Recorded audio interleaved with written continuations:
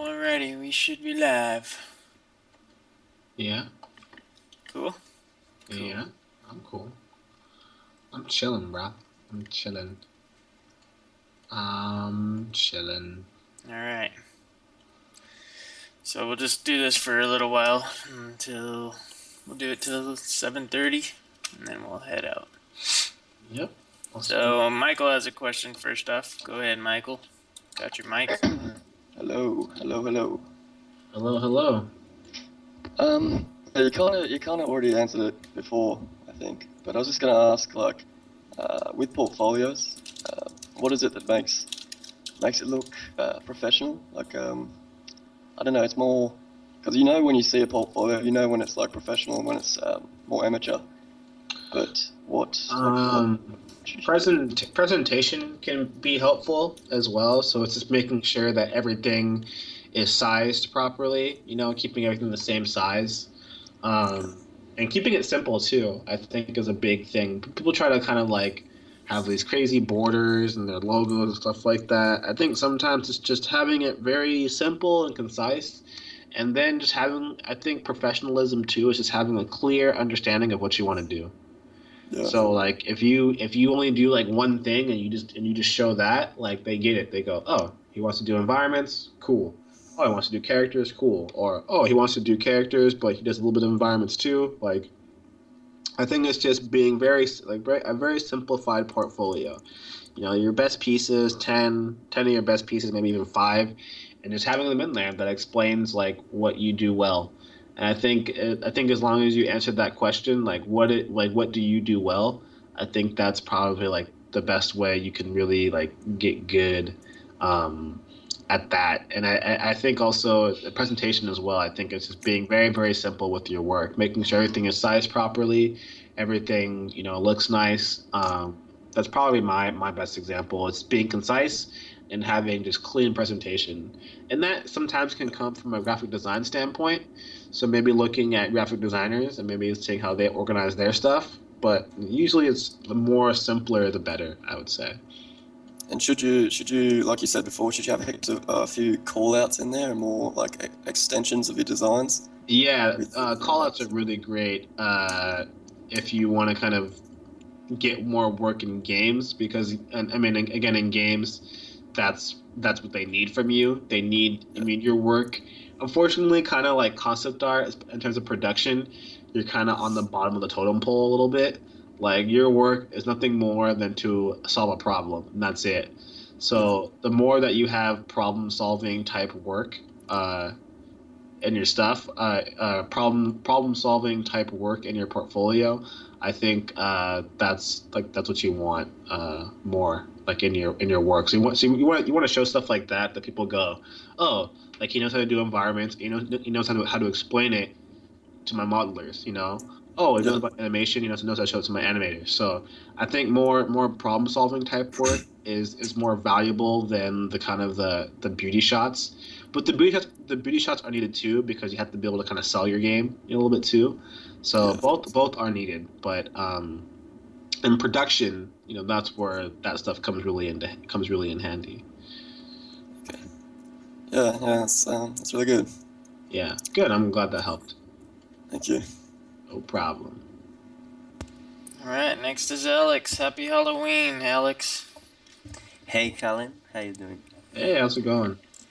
Can you talk a little bit more about how it's gonna be the 2 month class? Is gonna be like this one, or you are gonna change something in the way you are teaching?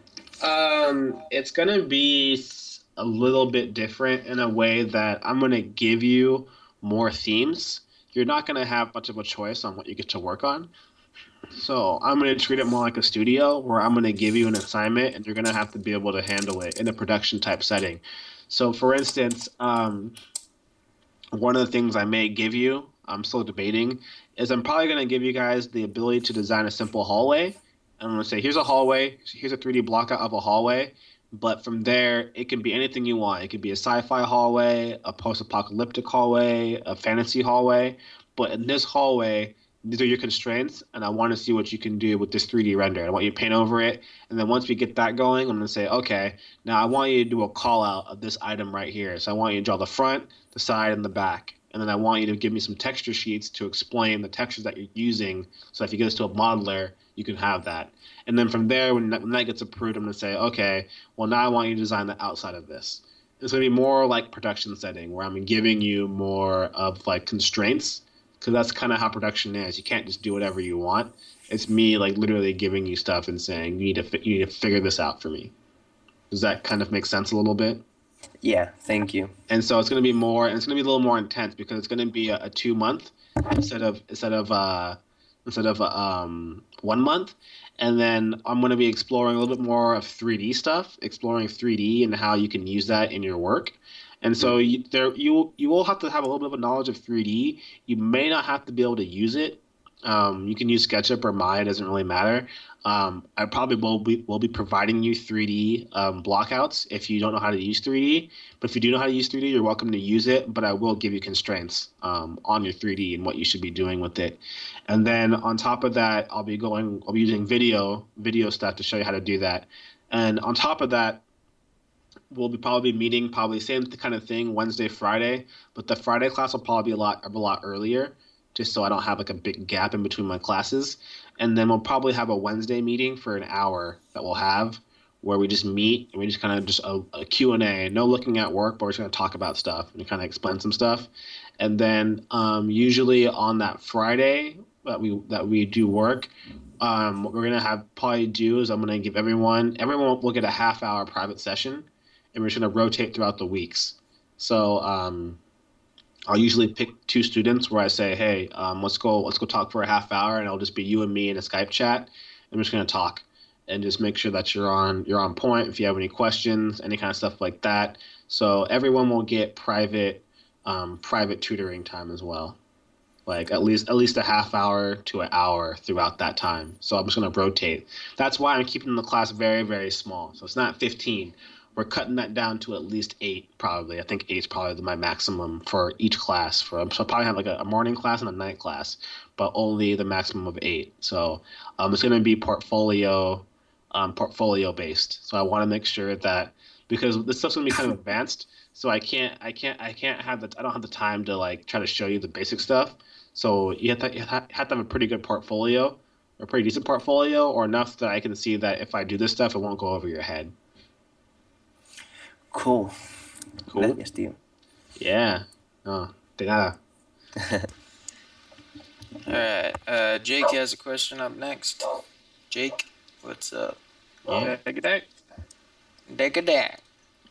No. I was just wondering if Caitlin could give some sort of more information, I guess, on the pipeline of games and movies. It's really hard to find sort of inside information on all the steps and like sort of what steps an environment artist can fill.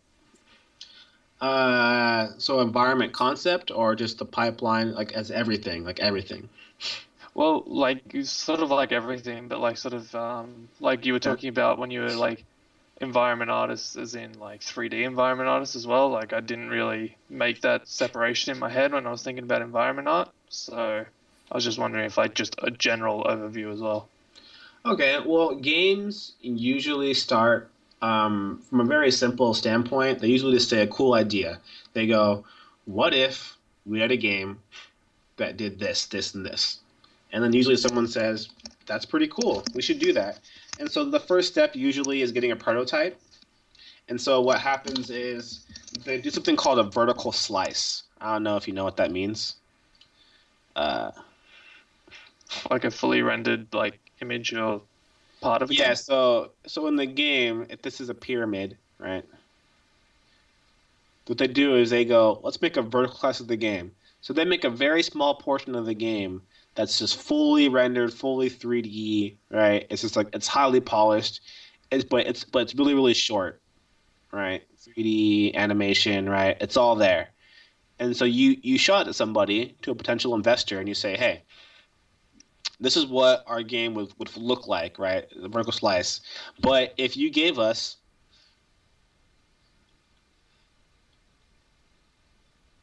piles of fucking money, right? and made it rain on us, these are bricks, like dollar bricks.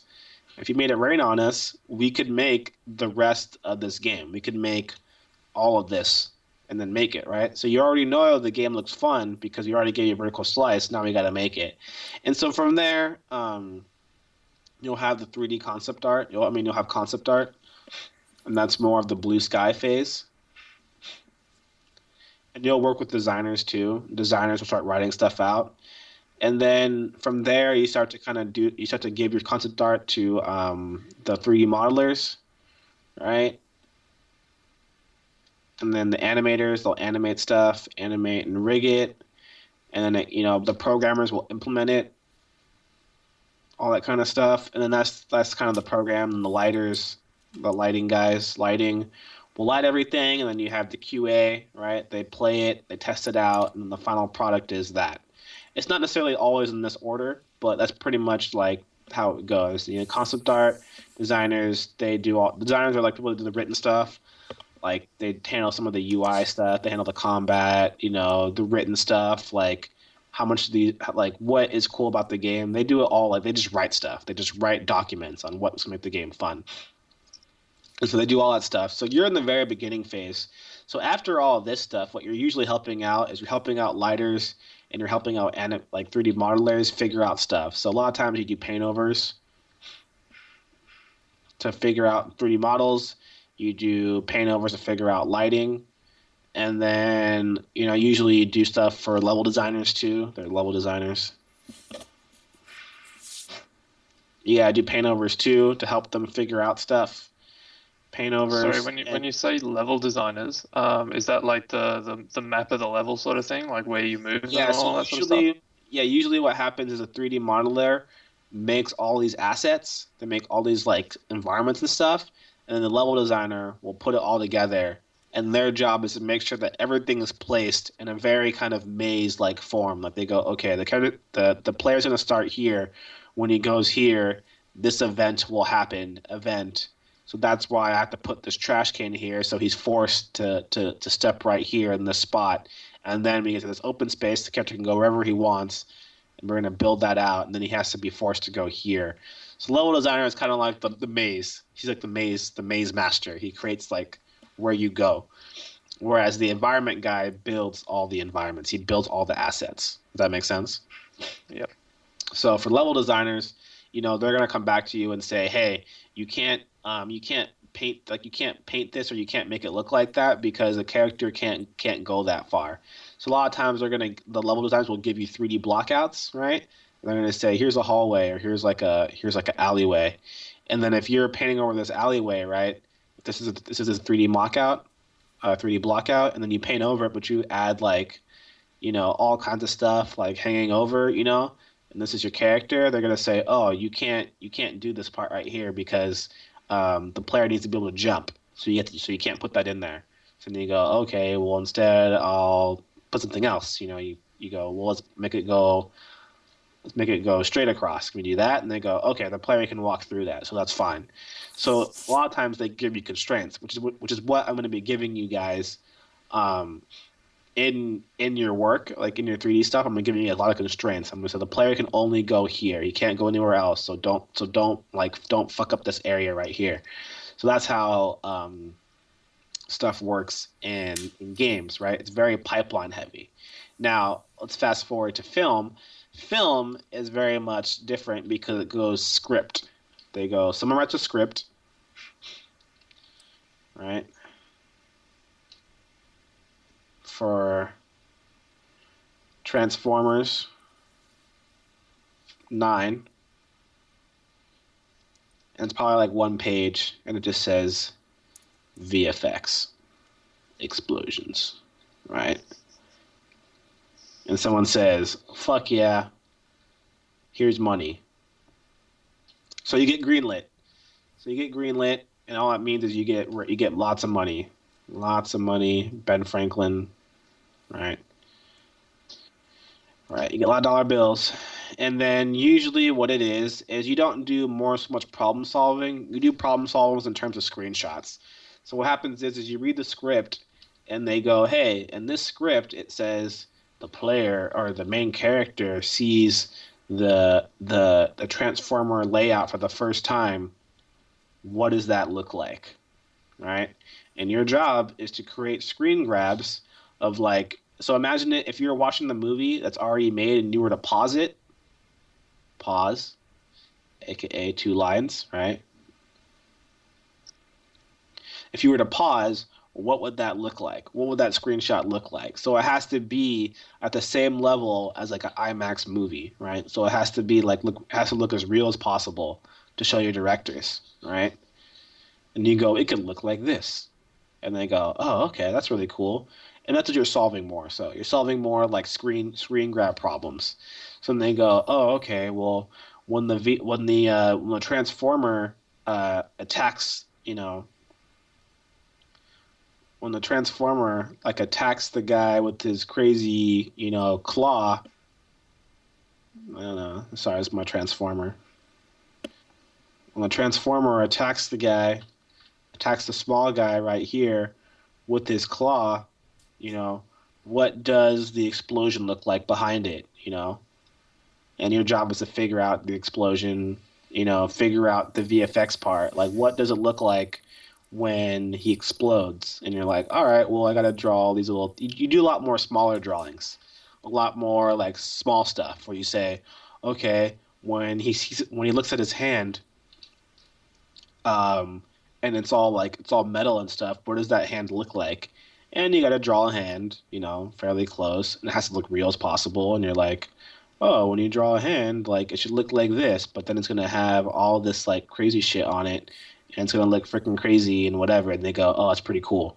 So you do a lot of stuff like that. So it's not so much more for a 3D modeler, but it's more so like film screen grabs.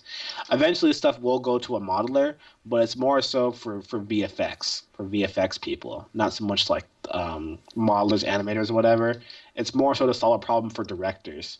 You're trying to appease the directors and the VFX supervisors. So what happens is they give you a script and they give you bits from the script, and your job is to design that, to figure out, like, if they were watching the movie, what would it look like? And your job is to design that. And when it gets approved, then you figure that out. And then after that point, you kind of have to go through that same process through games where you have to kind of, figure some stuff out for the modelers, animators, all that stuff. But it's a little bit easier in that regard because with film, right, it's not interactive, so you don't have to worry about, player, QA or whatever. It's, does it look cool? Does it look awesome?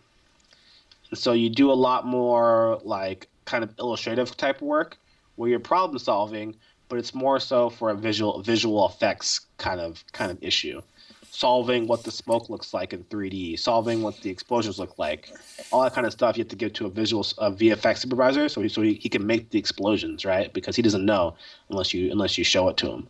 So it's a lot more different in terms of that. Usually you start off with a script, it gets approved, you start doing stuff like that, you start figuring things out, and a lot of times as it goes through, they're going to give you actual screen grabs of like previs animation.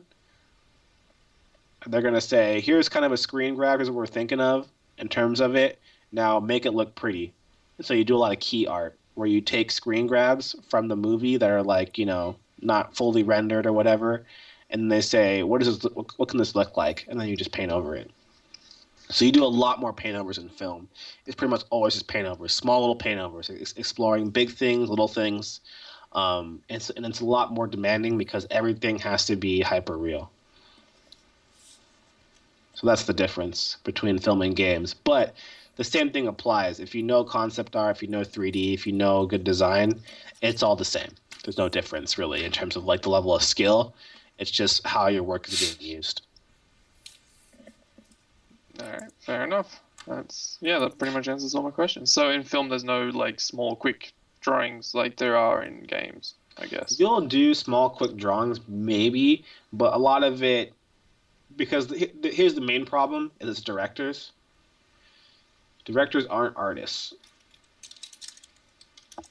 right? You know what I mean? Like Michael Bay isn't an art guy, so he's not going to understand a small, quick drawing. He wants it to be as real as possible, right? And Guillermo del Toro, like he knows art a little bit, But it's not like game art directors where they probably have an art background and they've done art and they've done 3D modeling or whatever.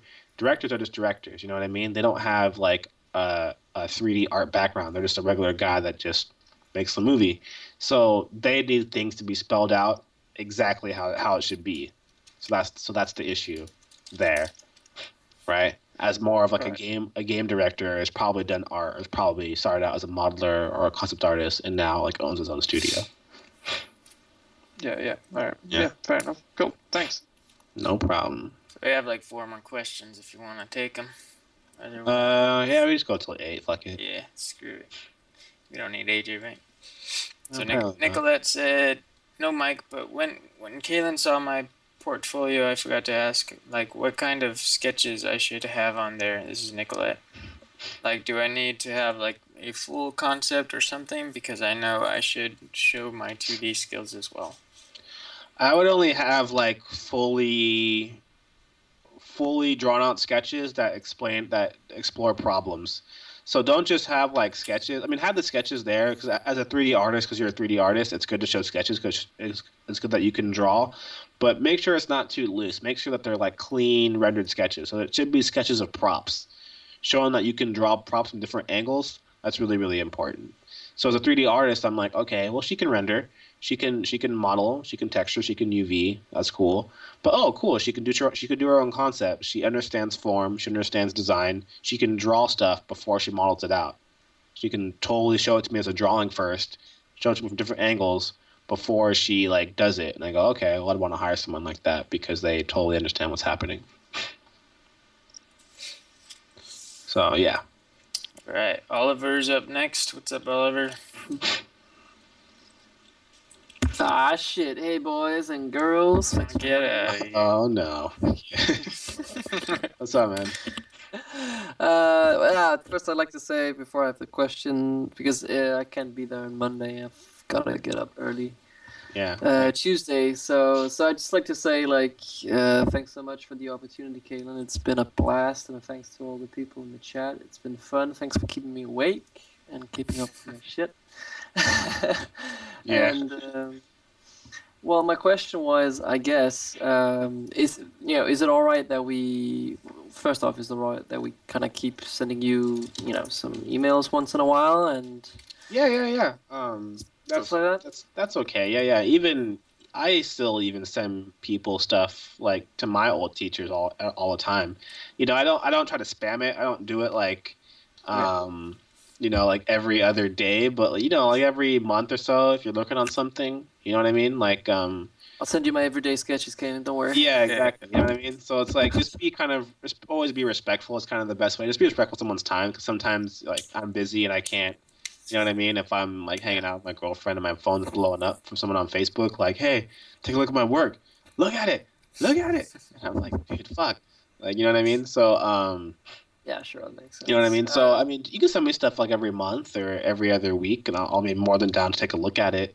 It's just that just be kind of worried that I may not get back to you right away because I get really Yeah, really okay. busy. We won't freak out if you don't answer Yeah, me. so it's one of those things. Don't freak out because like at that point, like I have other stuff I gotta do for myself. So as long as you're not expecting me to like hit you back like right away, like it's totally fine.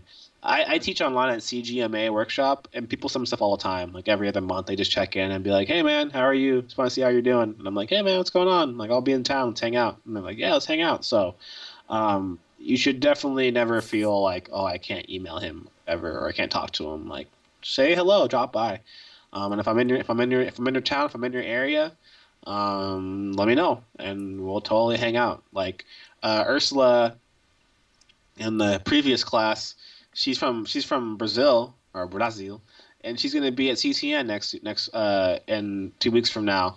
And she was like, "Hey, can we hang out?" And I was like, "Sure. Like, come say hi. Like, I'll be there. Come find me, and we'll totally hang man, I'm out." gonna take you up on that invite. I'm gonna get shit face. It's gonna be good.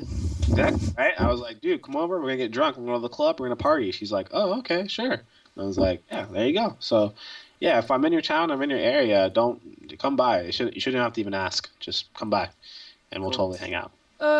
one last question. Okay, so I'm gonna be focusing on characters from now on, but I'd like to kind of keep, and I guess this is maybe relevant for other people as well. If you're sort of split, I'd like to keep like developing my environment skills, but imagine my time being split now to 80-20, like 80% on characters and 20% on environments. How would you suggest that I maximize the effectiveness of those 20% of my time? Ooh, that it's a I good use question. on It's kind environments? of a hard one. Yeah. I would say you'd probably want to be then doing like 10% doing studies, evaluating good environment conceptual art. So Yeah. doing studies and then trying to implement your studies from what you've learned. And a big thing you have to do is take a lot of notes. Also, thing you have to write down should be written, actually. When I do characters, I take a lot of notes, like a lot of written notes about anatomy, about form, about lighting, about just tips and tricks. Like, so you should definitely have like a kind of a sketchbook or a notebook where you use like a lot of writing. It should be a lot of like small things that you write to yourself and just documenting your progress. The more you can document stuff, the better. Okay. All right. Cool. Yeah. So like when I really suck at doing like thumbnails for some reason. So I've tried to do it here in your class. Would you suggest that I keep pushing doing thumbnails when I only have these 20%, or should I just kind of kind of bite down Well, on one piece and keep going there? well, I think especially for 20%, that means you have to be really, really efficient in whatever you're doing. Yeah. So if thumbnails is what you're bad at, then that should be your 20%. It's like, all right, I'm bad at thumbnails. For 20%, I'm gonna work on thumbnails. I'm gonna look at good thumbnails. I'm gonna explore different ways of doing thumbnails. I'm gonna practice doing it. I'm gonna say, you know what? I'm gonna practice doing screen grabs from Yeah. All right. films, and I'm just All gonna right. do thumbnails with that. So I'm gonna break it down and keep doing that until I feel comfortable. And after that, I'm gonna go, you know what? I'm feeling pretty comfortable about these studies. Now I'm trying to do my own thumbnails. And you go from there. And you go, okay, now I got my own thumbnails. Let's focus on color. Let's do color studies all day long. You know, it's just really just picking one thing and just going after it, and then just going from one thing to the other. So don't. So if you're getting overwhelmed about environments because it's kind of a lot to take to think about, then what you got to do is just break it down to smaller steps. So don't think about it in weeks or years. Think about it in hours, right? For this All right. hour, I'm going to study composition, look at composition. For this hour, I'm going to study thumbnails. For this hour, I'm going to study color, right? And the more you start thinking in minutes and hours, that's when you really start making your time a lot more efficient. Sure thing. All right, I feel you, brah. Thanks a lot, and Well, I'm gonna miss this, guys. So keep in touch. I'm gonna hit yeah, this. everyone, we'll definitely all keep in touch for sure, man. Oh, You're, shit. you're gonna be in Latest. next month, right? Yeah, man. All Yeah, right. man. I'll see you again, John. You For swine. sure. For sure. So. Farhan asked. He said, "I was wondering how one would go about finding freelance work outside of just personal contacts." He said, I'm so unfamiliar with the concept of freelancing." Um, that's a hard question for me to answer a little bit because freelance is always found in me. So, and that's because of my portfolio. So, if you want to find freelance, you may have to kind of create an alias for yourself, where it's like you create a separate website that's strictly 2D art, right? That's strictly all of your 2D stuff. Because what might happen is if they see your 3D stuff, they may want to hire you for that. You know what I mean?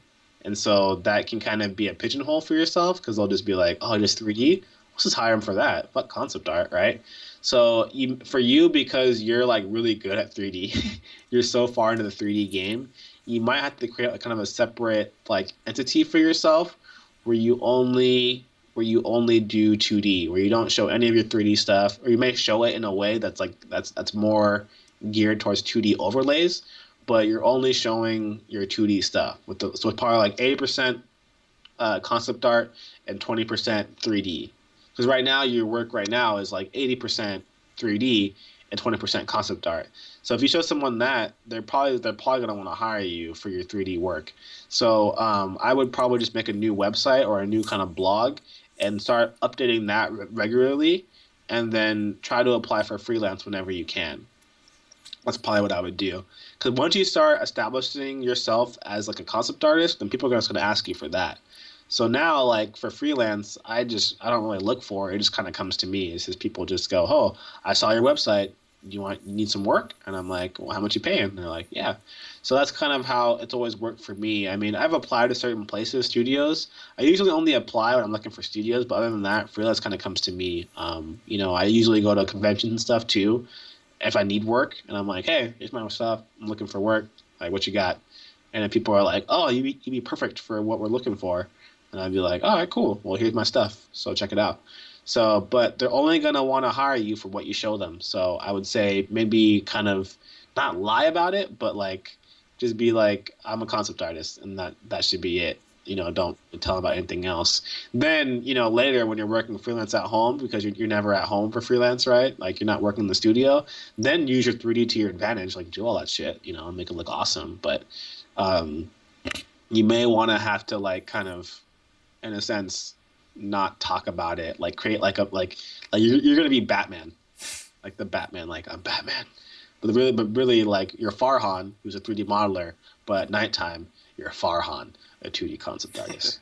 You know what I mean? So it may come to that point because it seems like you're pretty deep rooted in your 3D. So it may be hard for you to get out of that. So I recommend doing that. Cool. I think that's all the questions. Cool. Sweet. And we Well- will still meet up on Monday. On Monday, yes, we'll see me up at Monday, same time. We'll meet up at 5, and then we'll probably go for like an hour. Yeah. And then Show. do that stuff. So again, guys, thank you guys so much. It's been like a freaking blast. I've had a great time. Oh, sorry. Um, Farhan said, gotcha. Thanks for the tip. I might show up for your 2-month class just to get some decent portfolio material and to brush up on my skills. Okay, cool. Yeah. Hopefully, if I see you, then I see you. It'd be great. You'll probably be like badass. I'll give you 3D models. You're gonna be like, this is stupid, Kalen, and then you're gonna be like, I could do this way better. But yeah, you should definitely use that for yourself. 3D is a great tool to make your stuff look a lot better. So, Jeff Yes. asked, what are we going to be talking about Monday? Monday is because AJ obviously said we're gonna do critiques or do stuff with AJ. AJ can't be here, so that's why we're gonna have a Monday meeting too, so AJ can stick to his word. So I don't want you guys to be like, AJ said he's gonna be in here to like for the portfolio review and he's not here. Liar. So we don't want you to have that kind of we don't want to be mad about that. So we're gonna meet on Monday too if you want. So if you have any questions for AJ specifically, then come to that at 5, and we're gonna just have like a live Q&A for AJ because he couldn't make it today. So that's all it's for. So if you don't want to ask him any questions, then I'll see you around. But if not, come on by. All right. Yeah. For sure. So in the meantime, thank you guys so much. It's been so much fun. I can't stress that enough. This class was really, really good. I was really, really, really excited to see everyone do awesome, and hopefully you guys learned something.